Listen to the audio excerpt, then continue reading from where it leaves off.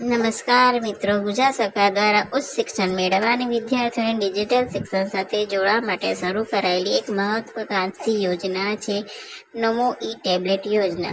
આ યોજના હેઠળ કોલેજના પ્રથમ વર્ષના વિદ્યાર્થીઓને માત્ર ₹1000ના સબસિડી દરે બ્રાન્ડેડ ટેબ્લેટ આપવામાં આવે છે।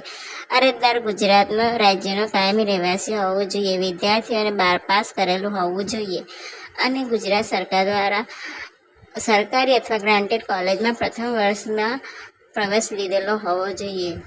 આ યોજના સંબંધિત નિયમો અને પાત્રતા સરકાર સમયાંતરે ફેરફાર કરતી રહે છે।